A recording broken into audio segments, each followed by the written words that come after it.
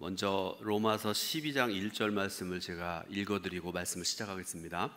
그러므로 형제들아, 내가 하나님의 모든 자비하심으로 너희를 권하노니 너희 몸을 하나님이 기뻐하시는 거룩한 산 제물로 드리라. 이는 너희가 드릴 영적 예배니라. 아멘. 산 제물이라고 말씀하시는데요, 개역 성경을 보면 산 제사라 이렇게 말씀을 하십니다.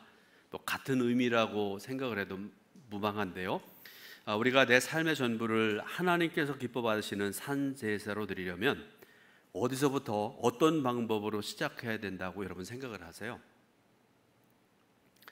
구약 시대에 여러분들 5가지 제사를 드렸잖아요. 레위기 보면 나오죠.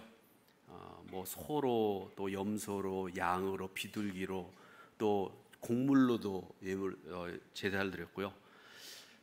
구약이 여러분 좀 어려우면 우리가 이제 예배 드릴 때에 예물을 하나님께 드리지 않습니까?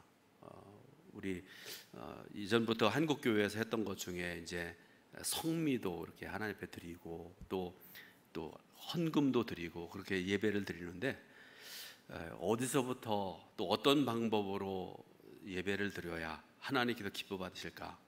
또 산 제사를 드릴 수 있을까? 우리가 좀 생각을 해봐야 되리라고 생각을 합니다. 이론으로 또 말로 하기는 쉽습니다. 그런데 알기만 하면, 특히 우리 한국 그리스도인들이 비난받는 이유 중에 하나가 말로만 하고 실천하지 않는다, 그런 얘기들을 많이 듣게 되는데요, 우리 신앙이 말로는 잘하는데 성경을 잘 알고 그다음에 교회가 어떻게 이루어져야 되고 너무나 잘 알고 그러는데, 자기가 거기에 대해서 실천하지 않으면 아무리 대단한 진리를 알고 있고 모든 것을 알고 있다 할지라도 아무런 소용이 없다는 걸 우리가 너무나 잘 알지 않습니까? 사도 바울은 로마서 12장에서 성도된 자, 오늘 말씀의 제목이 은혜 받은 자라고 말씀의 제목이 적혀있는데요, 같은 의미라고 생각합니다. 성도된 자, 하나님의 은혜를 받은 자, 어떻게 살아가야 될 것인가에 대해서 자세히 말씀을 하고 있는데요, 1절부터 2절 말씀을 보게 되면 하나님께 대한 성도의 자세에 대해서 말씀을 하시는데, 다른 표현으로 말씀드리자면 성도가 하나님께서 기뻐하시는 삶을 살기 위해서 어떻게 해야 되는가, 한 가지를 말씀을 하세요. 내 몸을 산 제물로 바쳐서 하나님께서 받으시는 예배를 드려야 된다. 성도 여러분, 신앙생활 하시면서 다른 거 덜 하셔도 괜찮아요. 예배 드리는 일에 집중하시기 바랍니다. 예배보다 소중한 거 없습니다. 그 다음에 3절부터 13절, 오늘 본문이 포함되어진 3절부터 13절 말씀을 보게 되면 은혜받은 자가 교회 안에서 어떤 삶을 살아야 되는가, 그래서 어떤 하나님의 영광을 드러내는 삶을 살아야 될 것인가에 대해서 말씀을 하십니다. 그 다음에 14절부터 21절 말씀을 보게 되면 이제 교회를 벗어나서 세상 속에서 믿지 않는 사람들과의 관계 속에서 우리 예수 믿는 사람들이 어떤 삶을 살아서 산 제사를 드리는 삶을 살아갈 수 있을 것인가를 말씀을 하고 계십니다. 그러면 여러분, 순서로 보게 되면 교회 안에서부터 먼저 섬김의 삶을 살아야 된다 이렇게 말씀을 하시죠. 신앙의 우선순위, 삶의 우선순위가 교회에 있다라는 그런 말씀입니다. 그러니까 교회에서 예배드리는 일이 더 소중하고요, 교회에서 봉사하는 일이 더 소중하다는 그런 말씀이기도 하죠. 여러분, 이 말씀은요 10번, 20번 들어봐도 옳은 말씀이잖아요. 누구한테 물어보세요. 교회에서는 신앙생활 별로 잘 안 하는데 내가 밖에 나가서는 더 열심히 합니다. 여러분, 이거는 저는 아니라고 생각을 합니다. 누구한테 물어봐도 이건 아니라고 생각을 합니다. 교회 안에서 하나님을 위하여, 형제와 자매를 위해서 거룩한 삶을 살지 못하는 사람이 어떻게 세상에 나가서 하나님 영광을 드러내고 하나님을 기쁘시게 하고 그렇게 살아갈 수 있습니까? 하나님께서 기뻐하시는 삶을 살기 원한다고 그러면 교회 안에서부터 먼저 봉사하고 살아야 됩니다. 왜 교회 봉사부터 해야 되는가? 그 이유가 있습니다. 3가지를 오늘 말씀드리는데요, 첫 번째로는 교회는 우리의 몸이요 성도는 그 지체가 되기 때문이다 이렇게 말씀을 하세요. 자, 오늘 본문 5절 말씀을 제가 읽어드립니다. 이와 같이 우리 많은 사람이 그리스도 안에서 한 몸이 되어 서로 지체가 되었느니라 이렇게 말씀을 하세요. 교회가 곧 우리의 몸이라는 것을 우리에게 말씀하시는 그런 성경 말씀이죠. 하나님께서는 우리에게 삶의 대원칙을 하나 주셨는데요. 마태복음 19장 19절 말씀을 보면 내 이웃을 내 몸과 같이 사랑하라 이렇게 말씀을 하세요. 성도의 신앙과 삶의 대원칙입니다. 사랑입니다. 하나님 사랑하고 이웃을 사랑하라는 그런 말씀입니다. 여러분, 이 말씀을 다시 한번 깊이 생각해 보시기 바랍니다. 이보다 더 큰 거 있나요? 이웃이 바로 내 몸이라고 그렇게 말씀하지 않습니다. 내 몸과 같이 사랑하라 이렇게 말씀하셨으니까 내 몸은 아닌 것이 분명하죠. 반면에 교회는 그리스도의 몸이고 동시에 내 몸이라 이렇게 말씀을 하세요. 이게 뭘 의미하는 것일까를 우리가 생각을 해봐야 됩니다. 교회가 이웃에 비해서 훨씬 가까운 대상이라는 그런 말씀이죠. 내 이웃은 우리의 몸처럼 사랑해야 될 대상이고 교회는 우리의 몸으로 사랑해야 될 대상이라 그런 말씀입니다. 그러므로 교회에서 다른 형제를 섬기라고 하는 것은 내 몸과 같이 섬기라는 말보다 더 중요한 말씀이죠. 제가 새벽 기도할 때에 기도의 제목을 드리잖아요. 혹시라도 여러분 신앙생활 하시면서 여태까지 한 번도 내가 새벽 기도한 적이 없습니다, 그렇게 그런 얘기하는 사람 있으면 반성하셔야 돼요. 기도 제목들 제일 먼저 우리 동천교회에서 기도해야 됩니다, 그런 말씀 드리잖아요. 또 동천 지방에 있는 교회들 21개 교회에 있는데 교회들이 대부분 교회들이 약하고 비전교회이고 그렇습니다. 기도해야 됩니다. 또 선교사님들을 위해 기도해야 됩니다. 또 질병으로 인해서 어려움 당한 성도들을 위해서 중보기도해야 됩니다. 가정복음을 기도합시다. 나라와 동두천시 위해서 기도해야 됩니다. 여러분, 기도 제목들 자주 하는 말씀이지 않습니까? 그런데 여러분, 다 소중한 기도의 제목들이고 우리가 특별히 새벽 기도하는 성도들의 날마다 기도하는 기도의 제목이기도 하지만 주님의 몸인 교회보다 더 앞서서는 안 됩니다. 이런 의미에서 교회 봉사는 어느 것보다도 우선한다는 사실을 알 수 있는 것인데요, 자기 몸도 변변히 섬기지 못하는 주제에 남을 섬긴다고 큰 소리 칠 수는 없는 것입니다. 그렇죠? 내가 건강해야 모든 일을 할 수 있습니다. 신앙도 그렇고요, 밖에 일도 그렇습니다. 내가 먼저 건강하고 내가 하나님 뜻 안에 살아가고 그래야 다른 일도 할 수 있다는 그런 말씀이기도 하죠. 교회 안에서 내 몸이라고 할 수 있는 다른 형제들을 제대로 섬기지 못하는 사람이 밖에 나가가지고 여러분 천일 만일을 해도 여러분 아무것도 아니라는 그런 말씀이기도 하죠. 두 번째로, 우리 모두가 주님의 몸인 교회의 지체이기 때문에 교회 봉사를 해야 된다는 그런 말씀이기도 합니다. 지체라는 말 있잖아요. 몸에 붙어있는 다양한 기능을 얘기하는 그런 말입니다. 어떤 사람은 발의 역할을 하고 어떤 사람은 손의 역할을 하고 누구는 눈의 역할을 할 수 있는 것이죠. 그리고 지체라는 것은 섬겨야 될 책임이 있다는 것을 의미하는 그런 말이기도 합니다. 4절 말씀을 보게 되면요, 우리가 한 몸에 많은 지체를 가졌으나 모든 지체가 같은 직분을 가진 것이 아니니 이렇게 말씀을 하세요. 여러분, 우리 몸을 비유하는 그런 말씀이죠. 우리 몸을 다시 한번 생각해 보시기 바랍니다. 여러분, 안 보이시걸랑 저를 한번 쳐다보세요. 잘생기고 못생기고 이게 문제가 아니라 인간이 저렇게 생겼구나, 그거 보시면 될 것 같습니다. 하나밖에 없잖아요. 키가 1m 70도 채 안 되는 작은 목사 하나 서 있잖아요. 하나밖에 없습니다. 그런데 그 몸에 붙여 있는 각 지체의 기능, 하나님께서 모든 사람들에게 오밀조밀하게 모든 걸 다 만들어 놓으셨잖아요. 저도 그렇고 여러분들도 마찬가지입니다. 왜 눈을 만들어 놓으셨는지, 코는, 입은, 귀는, 또 손과 다리는, 몸에 있는 모든 것들을 왜 만드셨는지 뜻이 있으시잖아요. 하나님께서 만드신 그 각 지체의 기능은 매우 다양하고 그들이 해야 될 일이 분명히 있지요. 본문에서 말씀하는 직분은 교회의 어떤 직책이라기보다는 몸의 기능을 말한다고 보는 것이 옳습니다. 손과 발과 눈과 코와 귀, 기능이 각각 다릅니다. 왜일까요? 그것은 그 몸을 섬겨야 될 책임이 있기 때문에 그렇습니다. 교회 안에 많은 성도들이 있는데 다 똑같은 일은 하지 않습니다. 다 달라요. 살아가는 모양도 다르고 예배드리는 모양도 다르고 다 다르죠.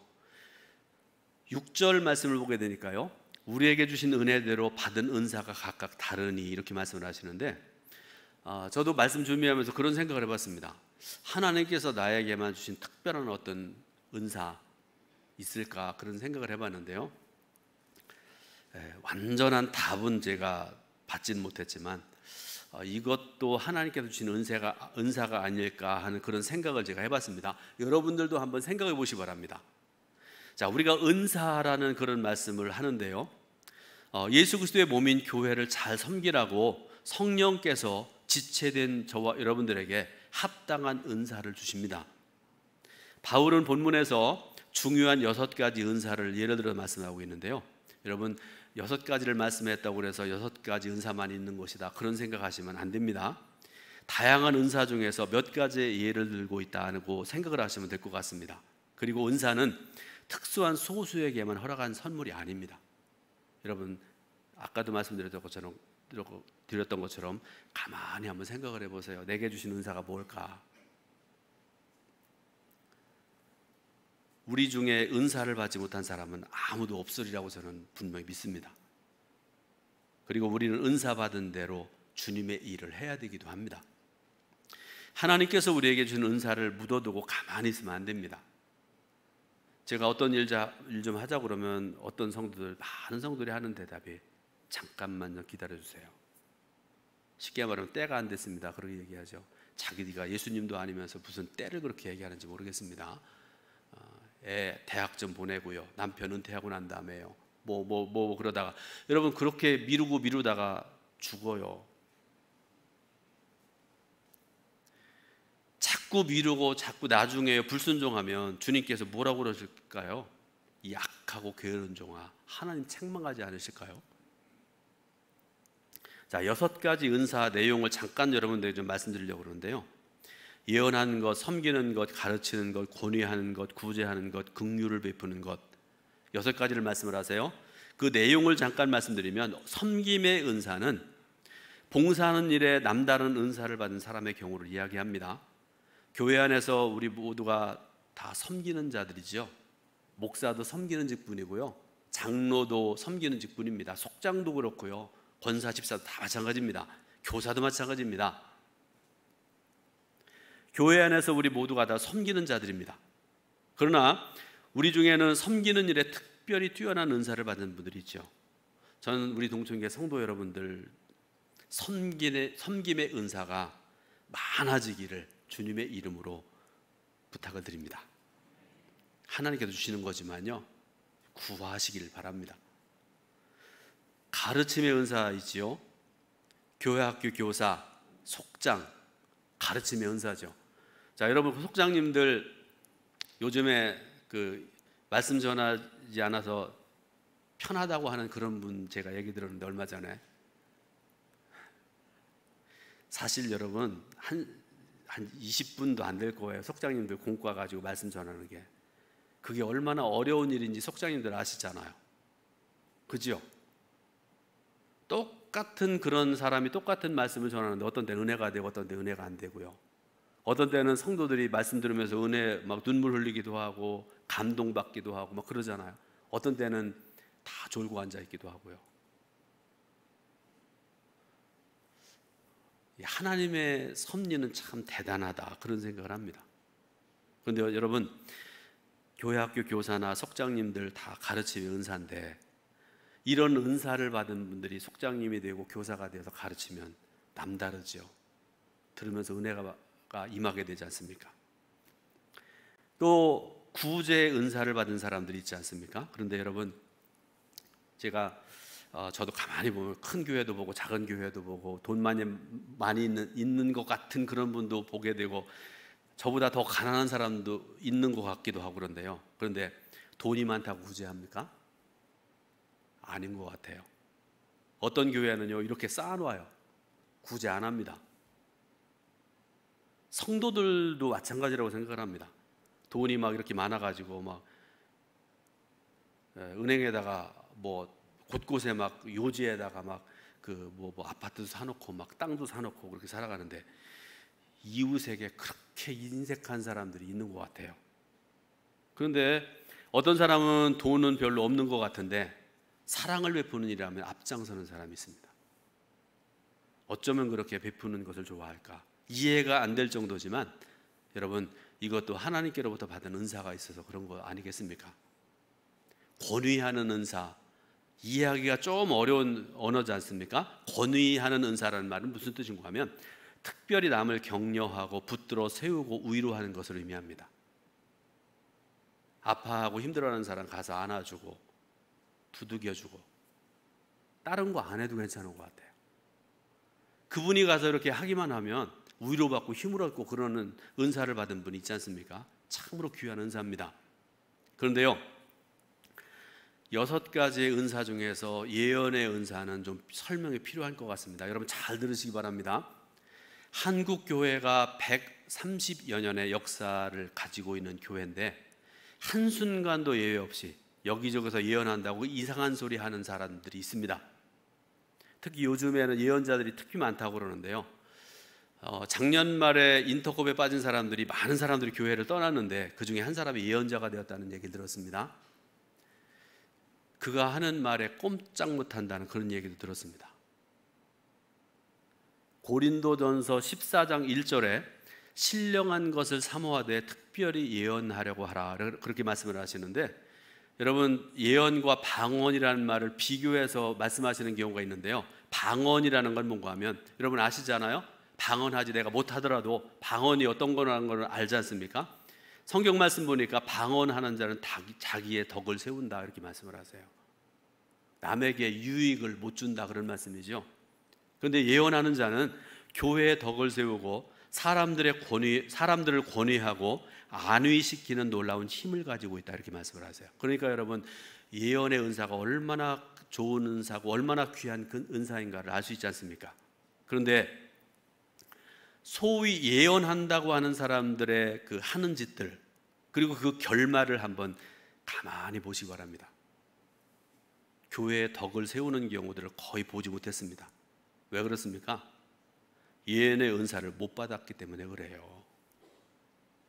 어디 이상한 사람한테 가가지고 당신은 예언자라고 그러면 그게 진짜인 줄 알고 가서 막 이런저런 얘기하고 다니는데 예언의 은사를 못 받았기 때문에 그렇습니다.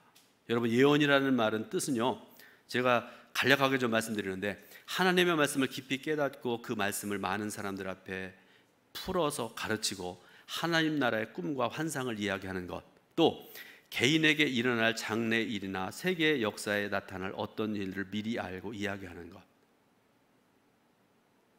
정말 힘들고 귀중한 일이지 않습니까? 예를 들어서 어떤 성도에 대해서 하나님께서 저에게 이런 예언 은사를 주셨다고 그러면 너 가서 얘기하라 그러면 저 함부로 가서 얘기 안 합니다. 이게 하나님께서 진짜로 주신 말씀인지, 이 말씀이 그에게 주어졌을 때 그에게 어떤 영향을 끼치게 될지 저는 적어도 일주일 이상은 기도할 것 같아요. 그런데 우리 기독교 역사를 보게 되면 예언의 은사는 특별하고 희귀한 은사라고 하는 일에 틀림이 없습니다.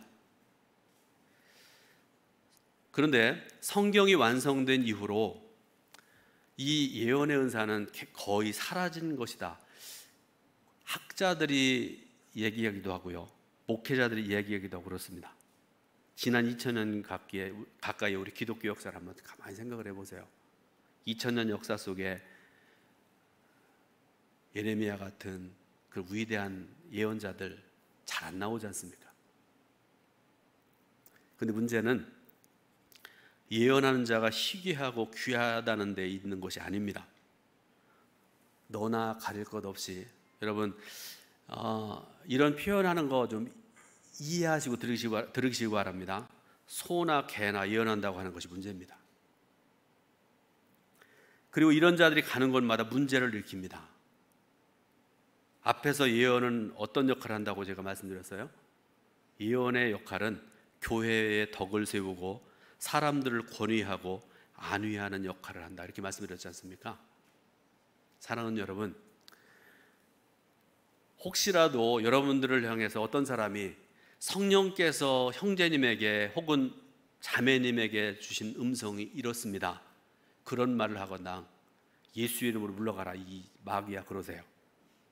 그리고 어떤 어려운 일이 생길 때에 누구누구에 찾아가서 기도받고 거기 가서 말씀 들어보면 됩니다. 용합니다. 그럴 때 마귀야 물러가라 그러시기 바랍니다. 그리고 우리 신앙의 사람들이 가져야 될 신앙의 자세는 뭔가 하면 하나님께서 내게 주신 은혜, 하나님께서 내게 주신 은사를 가지고 어떻게 하면 하나님 영광을 위해서, 하나님 나라를 위해서 봉사할 것인가. 여러분 기도하시고 수고하시고 애쓰는 그런 삶을 살아가시기를 예수님의 이름으로 축원드립니다. 세 번째로, 사회에 나가서 사랑으로 섬기는 자가 되기 위해서는 이것도 반드시 필요한데요, 그 이전에 뭘 해야 되는가 하면 교회 안에서 먼저 섬기는 자의 삶을 익혀서 나가야 되기 때문에 교회 안에서 봉사하는 일을 내가 먼저 해야 된다는 말씀입니다. 남을 위해 봉사한다고 해서 모든 것이 다 유익하고 좋은 것이 아닙니다. 덕을 끼치지 못하면요, 아름다운 봉사가 될 수가 없습니다. 그러므로 무엇이 덕을 세우는 봉사인지를 알려면 교회에서 먼저 그것을 배워야 됩니다. 교회에서 봉사하는 자로서의 올바른 인격을 세운 다음에 세상에 나가서 불신자들 틈에서 덕을 끼치는 일을 살아갈 수가 있다, 그런 말씀입니다. 자, 무엇이 올바른 봉사인지를 가르쳐주는 말씀이 오늘 우리가 읽은 말씀 중에 3절 말씀에 기록이 되는데요. 자, 여러분, 3절 같이 한 목소리로 봉독해 올립니다.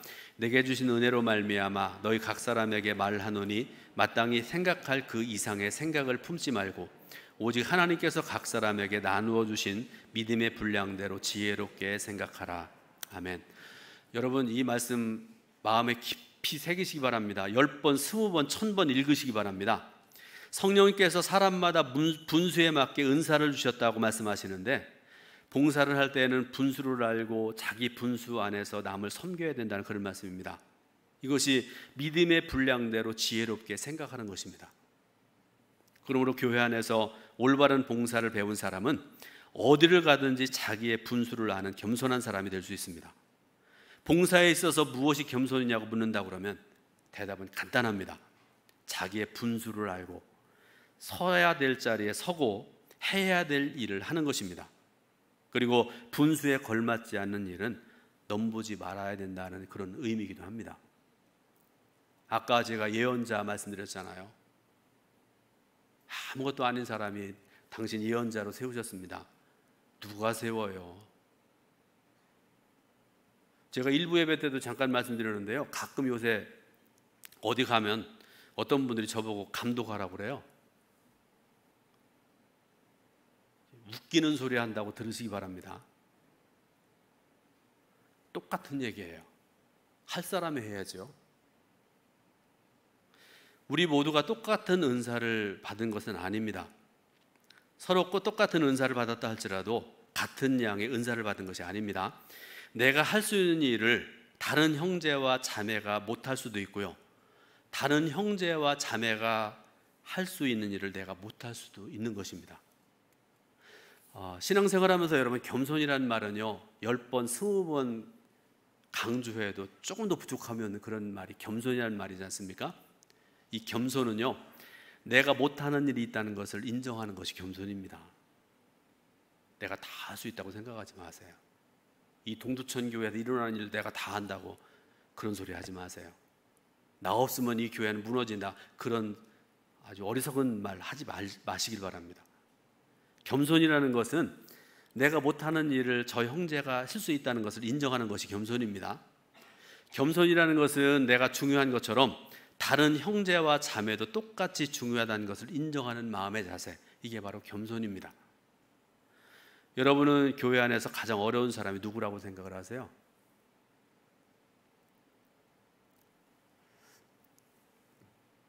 예배 시간마다 조는 분도 조금 어려워요. 일어나시라고 그렇게 말씀드려도 안 일어납니다. 하여튼 뭐 여러 가지 좀 어려운 그런 분들이 있고 그런데요, 여러분 가장 어려운 사람은요 좋으시는 분이 아니에요. 나 아니면 안 된다라는 아집에 사로잡혀 있는 사람, 가장 어려운 사람이죠. 가끔씩은요 그럴 수도 있어요. 뭐 어느 날 은혜 받아가지고 막 이렇게 막 은혜가 막 이렇게 올라가는데 보니까 동두천에 보니까 목사도 시원찮고 장로도 시원찮고 권사도 아무것도 아니고 나 아니면 안 된다. 일시적으로 그럴 수 있어요. 근데 금방 하나님께서 내려놓으시잖아요. 오해했구나. 하나님 죄송합니다. 여러분, 아무리 그 열심이 뜨거워도 자기라야 할 수 있다는 교만을 가지고 교회를 섬기면요, 오히려 교회 분란만 일으킵니다. 오히려 그런 사람은 교회 골칫거리가 될 뿐입니다. 교회에서 덕을 세우는 봉사자가 되려면 자신을 알아야 돼요. 내가 무엇을 할 수 있고 무엇을 할 수 없는지 자기 평가를 정직하게 할 줄 알아야 됩니다. 자기가 받은 은사가 남의 것에 비해서 빛나지 않을 수도 있습니다. 여러분, 은사가 다 똑같은 거 아니잖아요. 어떤 은사는 가만히 보면 남들 앞에서 막 일하고 이끌어가고 그러니까 야, 좋겠다 좋겠다 그러는데, 어떤 내가 받은 은사는 가만히 보니까 아무리 열심히 일해도 누구 알아주는 사람도 없어요. 그러니까 막 소문이 들려오는 게 담임 목사가 한 번도 수고한다고 얘기도 안 한다고 막 그런 얘기도 하고 그래요. 제가 알면 뭐하겠어요. 하나님 아셔야죠. 그런데 교회에 덕을 세우는 사람은 내가 하는 일이 낮은 자리에 있는 것이라 해도 그걸 받아들입니다. 하나님 아시겠지? 하나님께서 알아주시지 않아도 감사하다. 그러면서 충성하고 헌신하는 은사자, 그런 성도가 복된 자인 줄로 믿으시길 바랍니다. 우리 동천교회에서 수백 명의 성도들이 신앙생활하고 있습니다. 코로나 이전에는요 1000명 가까운 성도들이 교회 학교를 비롯해서 신앙생활하고 예배드리고 그랬는데요. 그런데 여러분, 그 성도들 중에요, 그 많은 성도들 중에 제가 가만히 생각을 해보니까요 5분의 4 정도의 성도들은요, 잘 들으세요, 일주일에 7일이잖아요. 시간으로 제가 따져보지 못했는데요, 그 많은 시간 중에 1시간 예배 드리고 신앙 끝하는 사람들이 5분의 4 정도 되는 것 같아요.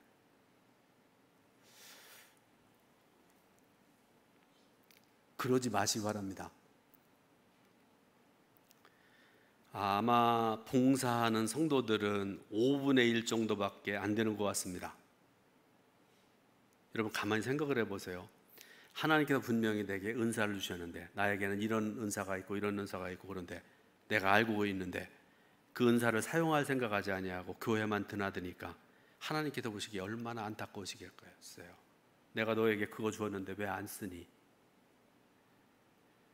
교회도 그 성도를 바라보면서 안타깝고 담임 목사인 저도 안타까운 것이지 않습니까? 저는 이런 생각을 합니다. 교회에서 가장 낮은 자리, 남들이 아무도 알아주지 않은 자리, 어떤 자리가 그런 자리일까 생각을 해봤습니다.